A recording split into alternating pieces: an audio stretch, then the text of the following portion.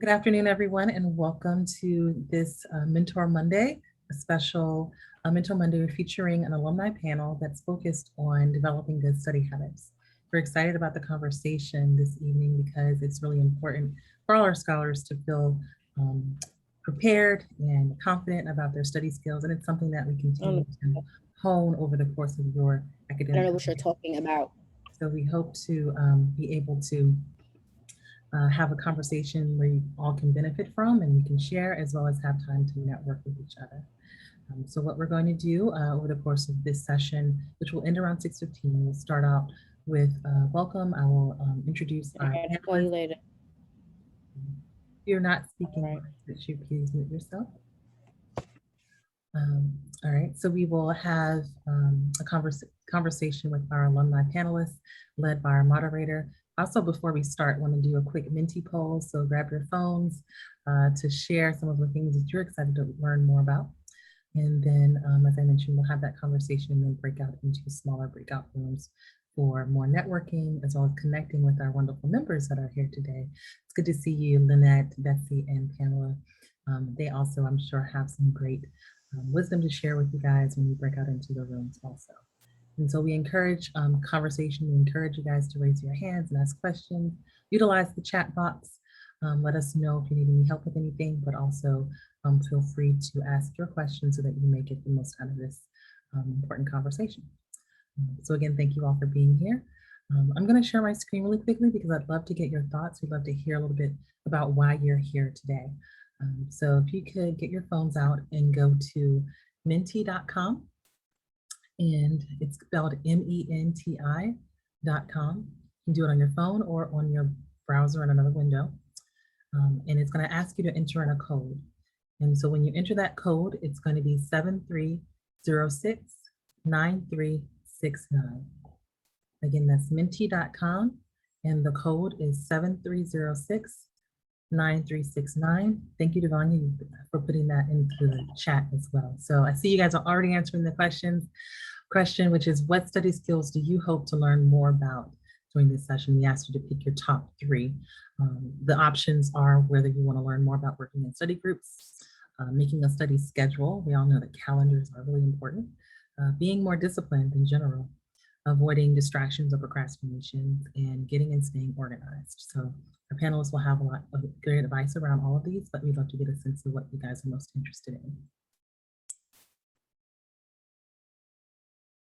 Take a little break to get you guys' answers on the screen. Hopefully you can see that happening as well.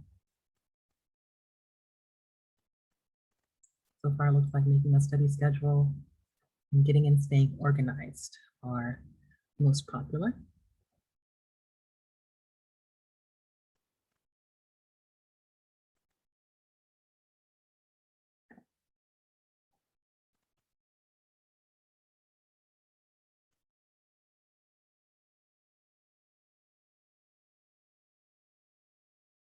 Okay, everyone get a chance to enter in their answers? Okay, so getting a schedule and getting organized are really important as well. Looks like not that many people want to know about studying in groups, which again, it's understandable. People aren't always as reliable or, will study differently than you do, but sometimes study groups really do work depending on the class, but I'm sure our panelists can talk a little bit more about that. Speaking of our panelists, I want to hand it over to our moderator to introduce them and begin the discussion. Our moderator is none other than Devanya Porter. She is an education associate here at the Economic Club, and she is also a 2015 Economic Club Scholar, a graduate of IDEA Public Charter School and Hampton University. She's been an awesome asset to the Economic Club, as well as her fellow alumni and the Alumni Leadership Council, and a great support for our scholars. So we're excited to have her here at the club and also moderating this great discussion. So off to you, Devanya. Thanks, Marissa. Welcome, everyone. So as Marissa did state, my name is Devanya Porter, and I will be moderating tonight's event. So without further ado, I will introduce my peers, Adrienne, Kramer, and Jonah Jackson. So Adrienne is a 2009 scholarship recipient from School Without Walls. She holds a bachelor's, master's, and PhD in geography. She completed her undergraduate study at SUNY Geneseo and her graduate studies at Pennsylvania State University. She now serves as a mentor to current scholars, which she really enjoys because this program was not around when she was a scholar. She is a member and mentor liaison of the Economic Club Alumni Leadership Council. She currently serves as the Deputy Director of Fire and EMS Response System Analysis at the International Association of Firefighters. All right, so Jonah Jackson. Jonah is a 2014 scholar from Roosevelt High School. He continued his education at Mercyhurst University, earning a bachelor's degree in international relations. He is a graduate student of a law graduate of Villanova University School of Law. He is also the newest member of the Alumni Leadership Council, and he holds the position as the recruitment lead. In addition, Jonah recently accepted an associate position at Reed Smith LLP. So congratulations, Jonah, on all of your recent accomplishments. So as you all can tell, both of these alumni are well-versed in their topic tonight, which is developing good study habits. Excuse me. I'm certain that completing their rigorous programs at their universities has led them to be experts in this subject matter. So I'm super excited to hear from each of them. If you have any questions, scholars, throughout the presentations, feel free to use your raise hand feature, the chat box, or just come off mute when I do open the floor for questions. So without further ado, we're going to go ahead and jump right into the Q&A portion. And I would like to start by just asking both Jonah and Adrian, what are some study habits or what is your best practice when becoming more disciplined as it relates to studying? Well, thank you, first of all, Devania. That was a lovely introduction. And thanks to everybody for having me and for being here. It's really excellent that you're working on your study skills, and hopefully we can provide some help. So first, to my most general advice would be to start from the very beginning. No studying that you do the last minute before the test will be good without some foundation from the previous days, weeks, months. So if you start by taking good notes, that's probably your best bet for studying. I completely agree with Adrienne. Starting in class notes is the fundamental first step of studying. Personally, I don't believe in sitting in the back of classes. I'm always one of those people that sit right in the front. I think there's some study that showed that you do 15% better each layer of seats that you sit in the front. And so I kind of ascribe to that whenever I sit in the classrooms. I tend to sit in the front. It kind of forces me to pay attention, forces me to be engaged with the professor. And plus, professor kind of gets to know who you are. So if you need help after class or some other time down the road, you can always reach out to them as a resource. And that kind of only comes from the fact that they know who you are by sitting in the front. Awesome, thank you for that. So I do have a few questions, but I'm going to go ahead and open the floor to any scholars. If you have questions, feel free to drop them in the chat, unmute yourself, or use the raise hand feature. I'm going to give you a second to do so.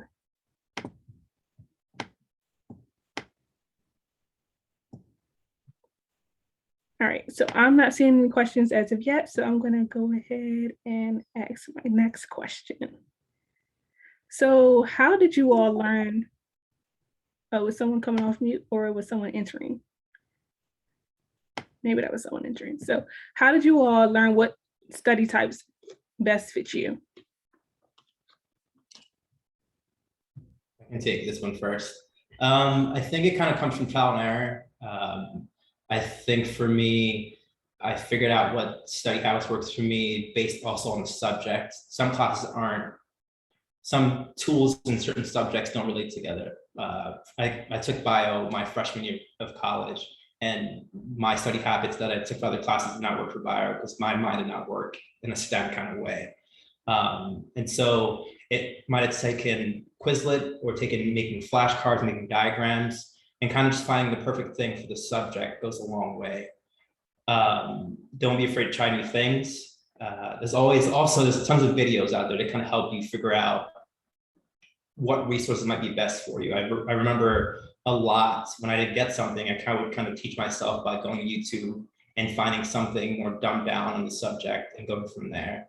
Because there's nothing new under the sun. Someone's always trying to teach someone or do something better and trying to help other people understand it. So I would always just Google and start from there and find other ways to get information to a level where I understood it. And then kind of just build from that foundation. Yeah, I would definitely have to agree with everything Jonah just said. I realized that I'm quite a visual person. So knowing that has helped me with my study habits. Going back to taking notes, when I took notes in school, I would always use a black pen. And I would always on my desk also have a different colored pen, not necessarily a highlighter, but another pen where I could underline, box, circle, star, whatever I needed to. And that color I would use specifically for one subject. And then in my brain, when I was studying for a test or sitting for a test, I could sort of see that color, and that sort of helped me make those connections from my page to the test that I was sitting there taking. And how did I find that out? Trial and error, just like Jonah said. And I just found that having these different colors and sort of bringing my mindset into that single subject helped me differentiate it from the 4 other classes that I was taking. Also add that, like I said, nothing underneath the sun is new. So odds are that someone else is taking this class that you have. Find those resources that they've already made and use them to your advantage. I don't think in any of my studying that I did throughout my academic career, I've made anything brand new for myself. I kind of just found something and built upon it. Was it Quizlet where it was flashcards? Was it an outline? Was it an essay that someone else wrote that kind of relate to my topic, and kind of just refashioned it for my purposes? Those are really great points. And I do agree with the whole Quizlet thing. That can be very beneficial. And you can have it on your phone so you can study on the go. So that is a tool that I will highly recommend you all using if you're able to do so. So my next question, I still don't see any questions in the chat. So I'm just gonna ask one more question, then we're really gonna open the floor up for you scholars to get all of the tools and tips that you need, but that only works if you all are ready to ask some questions. So going back to the previous question that Marissa asked in the Menti poll, which was group studying. So in your opinion, does group studying help you, or is it more beneficial if you study alone? And either one of you can take that question. So I think it depends on you, and it depends on the course you're studying for. For me, I realize that I'm kind of a more independent person. And so sometimes studying in a group was very difficult for me because I wanted to move at a different pace, or, I found that my learning style was different from somebody else's, which can be challenging. There are pros to it though. If you have a different learning style than somebody else, maybe you don't get it right away, but once you learn it in your way and their way, now it's really cemented in your head, which is great. Another piece of that is, what class are you studying for? So for me, I found one of the more effective group studies that I would do is for math classes. So I also have a minor in math. I took a fair bit of math classes, and these were not necessarily as much route memorization type study sessions. They were, let's start with a problem and see if we can get our brains together to solve it, and more process-based questions. And I found that studying groups like that could be very helpful, where you're trying to understand, what do I need to answer this problem, as opposed to what is the answer to this question. It's more processes and skills-based than memory or just more simple, straightforward stuff. I would definitely agree with everything you said. I think for me, I'm not a big proponent of group studying. I would only group study in my experience once I felt like I've mastered the topic and I could actually have a fluid conversation with other people about it, and kind of just spot check my weaknesses when it came to the subject. So that'd be my advice, is like, study by yourself first to make sure you kind of have a good foundation of what the subject is. And then if you have a group that you think are also putting the time in, because you don't want to go into a group setting and if someone is showing up not having studied their own material either, it's going to bring the whole group down. So pick people that are also going to study by themselves and then come together as a group to then test each other. I know for a lot of my classes, I'd study by myself, and then I'd just like a friend and I would get together and I'd say, hey, tell me something about this topic, or tell me something about that, and kind of just fact check each other on the topic. But it all builds on the fact that we both relied on each other enough to say, hey, I know you're going to study, so I can trust you to know what you're talking about, and you can trust me to know what I'm talking about as well. I think that's a really good point too about your trust level. If you're studying with a group of people you don't really know, that's another factor you want to consider. And I think if you're studying with a group of people you do know really well, you know, how well can you trust their study habits? And I think you probably have a good read on that. But you want to be really clear with whoever you're studying with. What are their expectations if you do study in a group, and what are yours? Are you going to bring 6 chapters of the book and they're going to bring another 6 chapters and you're going to talk about it? Or are you guys both going to read the whole book and talk about it? Is it not organized? You want to be very clear, just sort of with any relationship, what the expectations are up front before it starts. I agree.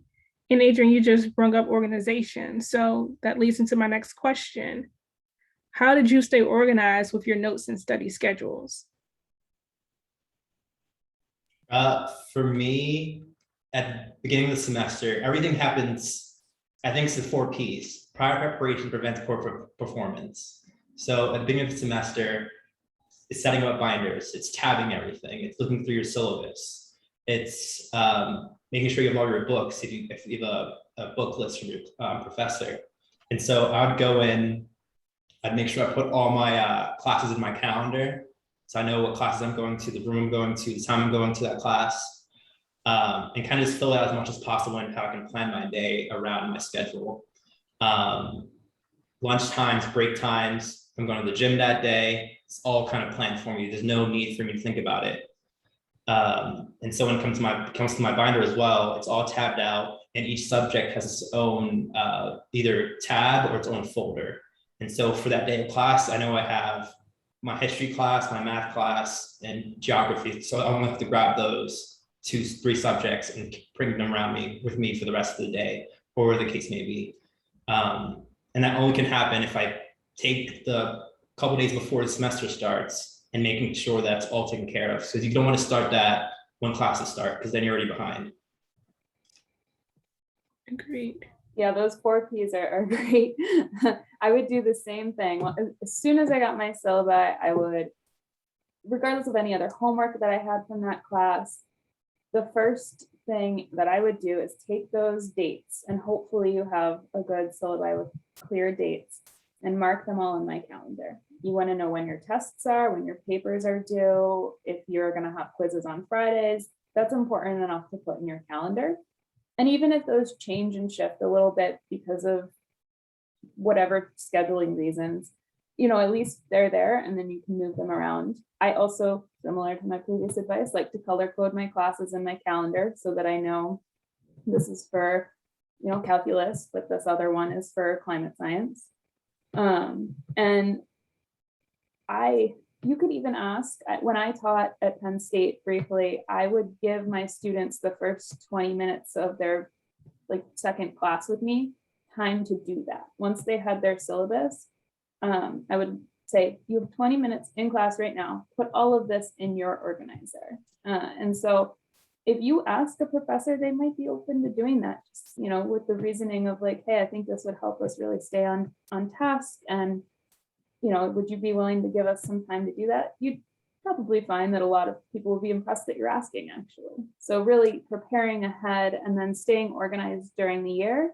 Make sure you're taking notes in separate binders, or I guess probably on a computer now, separate Word docs with each class. You don't want to mix in your Spanish notes with your math notes. So just making sure that everything is divided, coded, and that if you're not diligent about anything else, you know, if other things go by the wayside, at least keeping that organization level will help you when you go back later on in the year when things get super busy and you're like, okay, well, I know this is where all my math notes are.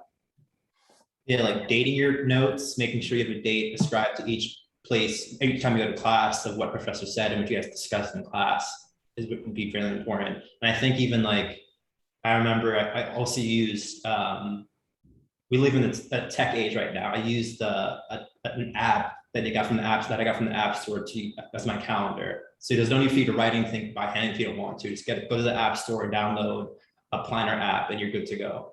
Or use Google Calendar or Apple Calendar. There's so many different options you can use. Agreed.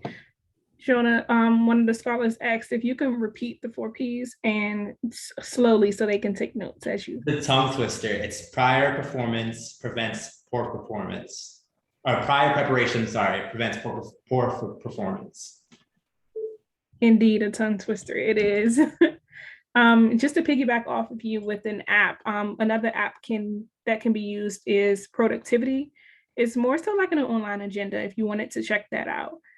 But I'm going to go ahead and ask the next question. You all spoke about, being on campus and things. So I wanted to know if there's a specific location that you preferred to study. Was it the library? Was it in your room?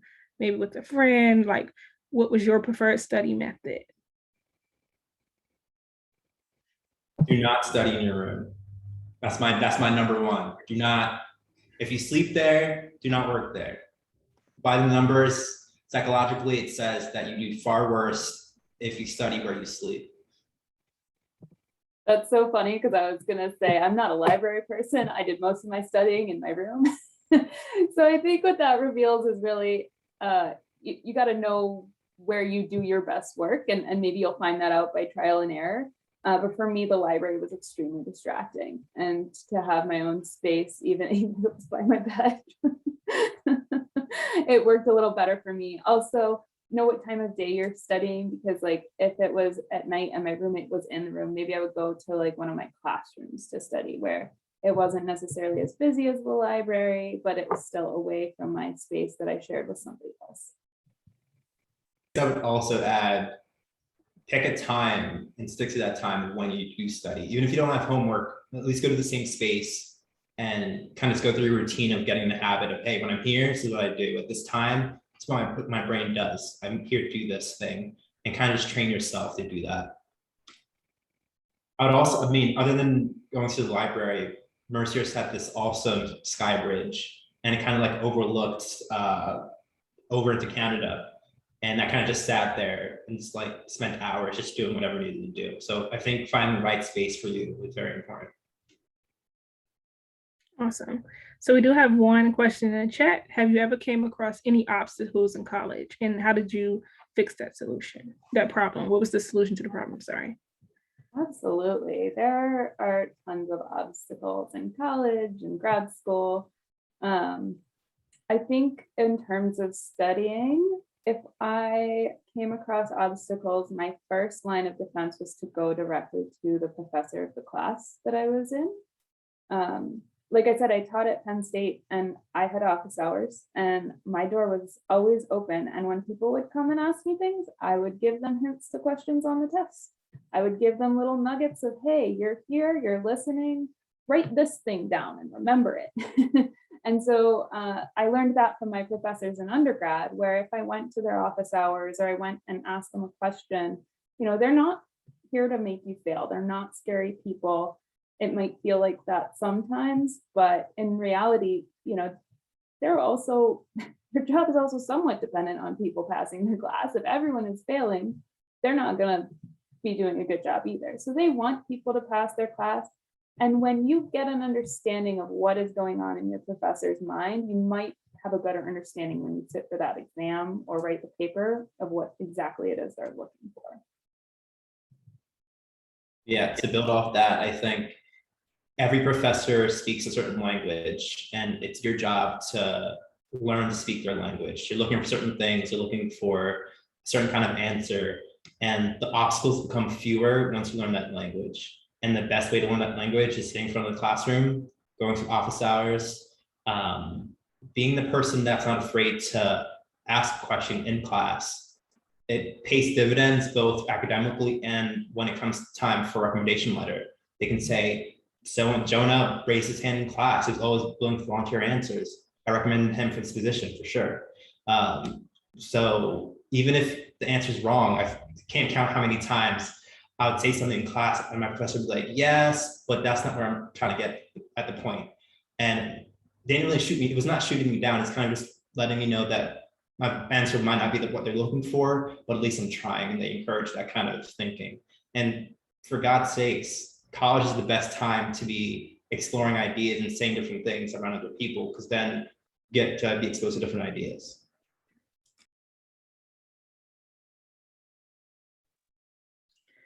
Thanks. So you touched on another topic that we wanted to ask you all about, which was, what are some proactive things that scholars can do right now to stand out for graduate school? So I know you said visiting office hours. Are there any other methods that or things they can implement as they seek graduate degrees? Yeah, absolutely. So I can talk about this from like the research graduate positions, not the law school side, so I'll let Jonah handle that. But you need to figure out first of all, what subject you're interested in studying in grad school, and then find a professor in that field that you feel comfortable talking to. Go to them during office hours and ask them if they have any recommendations of people who are taking on grad students. A lot of grad schools aren't necessarily admitting students just because you're a student. A lot of them admit people with recommendation of the professor at that grad school. So when I applied to grad school, I reached out to all the professors I was interested in working under to make sure that they had enough funding to cover me to come to grad school so that I could get my grad school career paid for, and also that they were interested in having a grad student. Having a grad student is a lot of work, and I've seen a lot of my colleagues worn out by grad school because they didn't get the attention that they needed from their advisor. Your advisor is incredibly, incredibly, incredibly important. And so finding that advisor before you even apply to school and having a few options at a few different schools is important, is vital to the success of your grad school career. And it takes a lot of courage to reach out to these people. But that's why you start with your professors that you currently know, so that you have a little bit of a recommendation, a leg up, where you can at least say, so-and-so recommended I talk to you about subject X. Do you have openings for grad students? And sort of start there. And one big piece of advice, if they don't respond to you, you don't need them. If they're not going to respond to you now, they're not going to respond to you when you're in grad school. It's going to be a hard-working relationship. Thank you for that. So we have another question in the chat, and it says, how do you avoid distractions like social media, friends, and others when you have a social life in general? Or how do you balance work life and social life as well? I think I would just go back to your calendar. Your calendar is your guide to everything. If you budget time, for what's important to you. So if I know I want to go to the gym, that's my time to go to the gym. If I know I want to hang out with people after classes, I'm gonna have to budget my time to make sure I get my work done before I go do that. So if you want to socialize, that's important to you, budget everything else first, and you budget time for social time as well. Keep it for the weekend, do all the work up front and have a good weekend. Yeah, I mean, I was not as regimented with my social life and my calendar, but I would say that's great advice. For me, my social life primarily revolved around my sports. I played soccer and I played ice hockey in school and did a bunch of intramurals. So having something that is an extracurricular where you can also have friends is pretty nice. In terms of how did I avoid distractions, sometimes my team would go and have like a study day at the library, and I wouldn't go to those because I would never study. So I guess knowing when team events or when friend group events are going to be social versus distracting is important. And then as far as social media goes, I had a dumb phone and when I was in college. college. So I wasn't as distracted as you probably are now, but I know people who use those like passcode lockout apps, and that might be a good option. But also just sort of focusing on the people who are there in front of you and trying to make those connections as well as the ones you have on social media. I think I would add to that in terms of extracurriculars. I think like I did student government when I was an undergrad, and I did some other like engagement type stuff. And I found that being engaged with those things made me want to be better as a student, because you want your reputation to precede you. And you don't want to be known as a bad student around campus. If you're going to be involved in student government, be involved in other organizations, you don't want people saying, you don't want them to be a part of this group because so-and-so doesn't show up to class, doesn't participate. You want everyone to say good things about you across the board. So I think being involved, be it in sports, be it in student government, kind of helps you regulate what else you do academically. Well, we have another question. It's kind of similar to the last one. This one says, how do you balance study habits when you have a full-time job as well as being in school full-time? Not sure if either of you worked when you were in school, but. Yeah, I worked all the way through 9 years of school. And the last few, I had a full-time 40-hour week job with overnight shifts. So it's hard. I guess first, acknowledge that it's going to be hard and give yourself some grace around some things. And remember that you don't have to be perfect all of the time. I don't know how much flexibility you have, but if you can try to find a job where they're flexible with scheduling, that's really helpful. Part of my job and when I was in school was working for a tutoring office. So that was in itself kind of like studying. I would help students who were taking certain math classes study. And so that was nice too, to get a job in my subject area, which I realize I'm very lucky for. Not everybody gets that opportunity. But trying to find anything you can that's flexible, realizing you're not going to get as much sleep as you would like, but still trying to go back to that calendar and making sure everything is meted out the way it needs to be for you to succeed, or sometimes at least just get by, and that's okay sometimes. Yeah, I didn't work a real job, I would say, through my 4 years in undergrad, and I didn't work in law school, thank God. I can't imagine that. But for an undergrad, I had a work study position, and that was nice. And I was able to build it into my schedule as I was free from classes. So if you can, and the resources are there via scholarships, prior preparation prevents poor performance. And I think I won a lot of scholarship money before I went to undergrad. And so it kind of freed me up not to have to work as much or do other things to supplement my tuition or supplement my lifestyle while I was going to school. So if in the summer you have downtime, you should be writing scholarship essays, sending them out. You should be doing all those things so you don't have to work, hopefully, during the school year. And that'll kind of take away some of the headache of having to do that, hopefully. Yeah, I can't imagine what it must have been like, Adriana, to have worked all the way through. So kudos to you. No, really. I know it had to be difficult, but you made it through.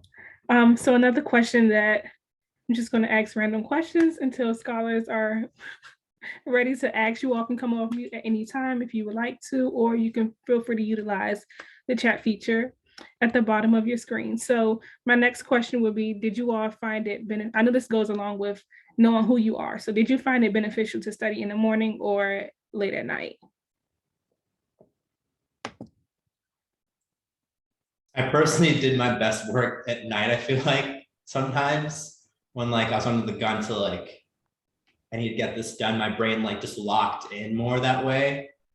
But also if I knew it was going to be a long haul, like it was going to be a tall task, I would budget my time that early on the weekends on a Saturday, have a good Friday night, Saturday, wake up, kind of just put the first couple hours of Saturday and just work, study, do all my work for the next week and studying for the next week on that day, and just be free to do whatever else I needed to do. So it's kind of just knowing your schedule. Yeah. Yeah, I think, again, going back to sort of the subject matter too, when I took math classes, I needed to do my homework within a couple of hours after the math class for it to really sink in and stick with me. Whereas that wasn't necessarily the case if I was planning to write an essay or, something different. I, in grad school, never, I think I can say never worked a Friday night. So that's also important, is, trying to find some time where you can have a good time and not worry about it. Even though there are times when I was cramming and whatnot, I think my preference would be like evenings, but not late, like in bed like by 11 o'clock type. But a lot of my mornings were dedicated to the gym, or of course the math department had all of their classes very early. But and then also carving out that space for you that you might say, hey, I don't study at this time. And occasionally it might have to be invaded, but you try to keep that up as best you can. I have a question. Okay, my name's Carrie Wheeler. I'm from DC and I attended Delaware State University. My question is, what advice you have for us while dealing with our personal life, which is like dealing with friends, with our working schedule? Like, how can we balance of spending time with our friends or loved ones and doing work in college? I would say first. Okay. This is going to sound very cold in a way, but I think it's going to be the key to your success ultimately, is you have to compartmentalize. You have to figure out, prioritize what's most important to you. In the next 5 to 10 years, is that friend group going to be that important to you, to your success, to making sure you're happy long-term? Yes and no. You have to make sure that the investment you're making for your future, it starts right now. And so for me, I knew that there were certain people I could not hang around with if I wanted to graduate on time, if I wanted to pursue going to law school or whatever I want to do after undergrad. That yes, I want to be friends and I want to be cool with you, but there's going to be a time and place where I'm going to say no. I'm going to walk away. I'm going to go to a library instead. I'm going to go to the office hour and go see my professor rather than hanging out with you and just kicking it, because that's not going to pay dividends 5 years from now when I want to get a job, when I want to pursue higher education. So it sounds cold and calculating, but you have to be that way when you're dealing with yourself, when you're trying to make sure you get where you want to go. Yeah, that's a really hard question, because you want to give room for you to have a social life, and also your family is super important.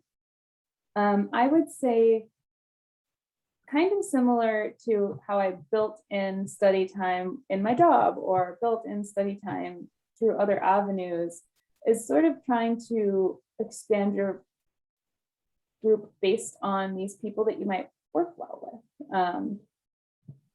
It sounds maybe strange to say, but I had 2 of my professors at my wedding. Like, these people became my friends. And I had dozens of friends from grad school who were my study buddies, if you will, come as well. And so really making some of these new connections, and then remembering that you have summers and breaks to spend with your family and with some of your friends from home maybe, and really taking up as much time as you can when you're there. I know every now and again I would make the 8-hour drive home for like a weekend to spend with my mom, and of course she loved it, but that's not always viable. But when I could, I made the effort, and by sort of making that schedule at the beginning of the semester with my syllabi, I knew which weekends could potentially be suitable for those types of trips.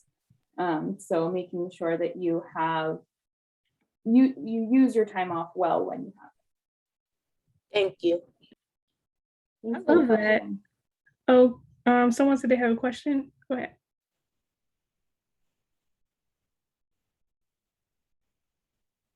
Maybe she said, thank you for answering my question. So I love that. And one of the things I always tell myself is it's a short-term sacrifice for a long-term gain. So feel free to keep that in the back of your all's mind as you continue to study and prepare for midterms and finals and things like that. And so I did want to ask just one or two scholars to share what are some things that you do right now for your study habits, and do you feel like it's helpful, or do you really feel like you should switch it to something else?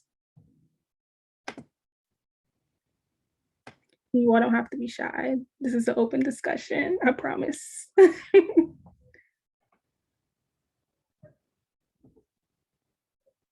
All right.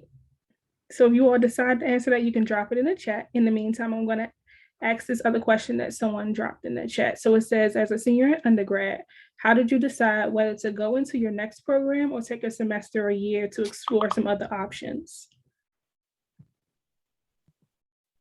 Yeah, so that's a great question, and it's an important time in your college career to be thinking about all those things. So good job, first of all, for thinking about that right now. For me, I kind of knew from the beginning I wanted to go to grad school. So I feel like I had, in a way, a bit of a leg up. I'd started thinking about it from the time I was thinking about college.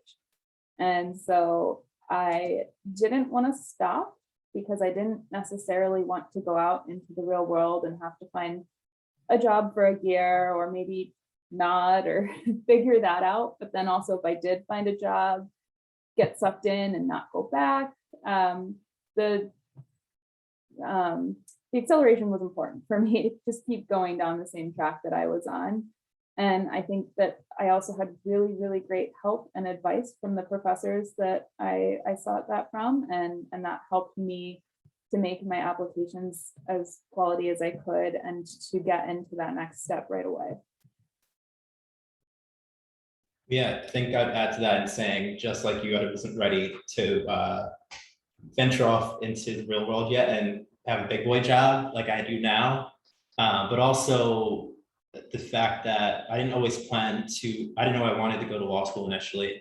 It kind of just, through being exposed to different things, through economic club and different people, I realized that was a path I wanted to pursue. But once you do decide to do that, like Adrienne has said, you kind of just find people that are already on that track, that have already done the thing that you want to do, and let them guide you. Don't reinvent the wheel. So if you want to go to law school, if you want to go pursue a PhD program, definitely reach out to, not for PhD, not for me, but for Adrienne. Reach out to her. If you want to go to law school, I'd be glad to sit down and talk to you about that. Yeah, just as long as you're thinking about it, just reach out to someone starting on the path. Thank you so much for everyone who participated in the Q&A session of the program. We're now going to begin moving to breakout rooms, and I'm going to hand it over to Marissa.